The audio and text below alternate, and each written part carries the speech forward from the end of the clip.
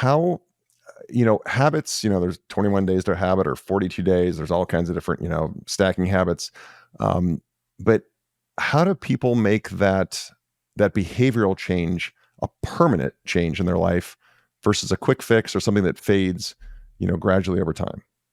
The thing I tell people that I think is singularly the most important thing that you could ever learn is that change is not a straight line. It's not going to be, okay, I'm going to do this and I'm going to continue doing it. I can't fall back, because if I fall back, that means I failed and I have to start all over again.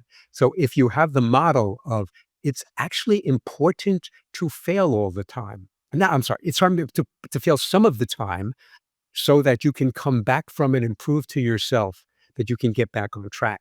That's it. That's an incredibly important skill to have, because who gets it right all the time? The best hitters in the world strike out sometimes and have terrible days or weeks, right? But they get back the groove, right? The whole idea is what happens most of the time. And if you install that and notice that you can come back, then you can string this thing out for a longer period of time before you realize it's installed, and it'll stay installed at that. I mean, I know it from my own experience, Yeah, because I did everything wrong for a while, and I understand how easy it is to put on weight.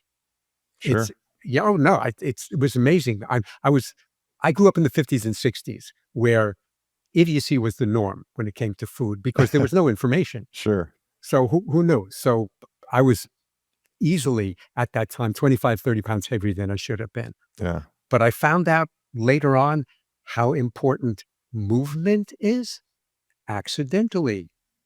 My wife and I moved to California. We lived in Los Angeles. I'm driving a car now. I don't realize that I'm not moving as much. So over the course of a year, I gained an additional 20 pounds without knowing it at all. Because when you gain weight, there's nothing visceral about it. You can see it after a while, but you don't feel any of it happening in real time. And it was only till somebody pointed this out to me, an old friend who came to visit, right? That thank you for insulting me, that I never wanted to hear that again. And that set into motion changes that I made, but had nothing to do with what I was going to do with my career later on, which turned out to be so much of what we're talking about now. How to introduce information to people so they understand how important this is. And here's some ways to go about changing it. So the way my app is set up is every day you listen to a 3-minute segment, like I'm talking to you right now, explaining something that's really important. 3 minutes, the perfect amount of time to introduce an idea and then let them sit with it, because every day there'll be something slightly different.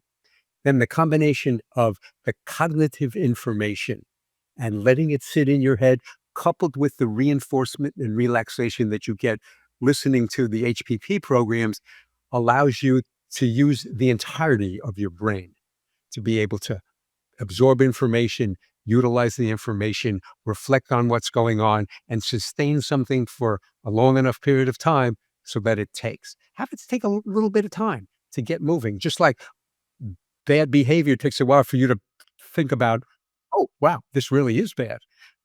On the upside, it works the same way.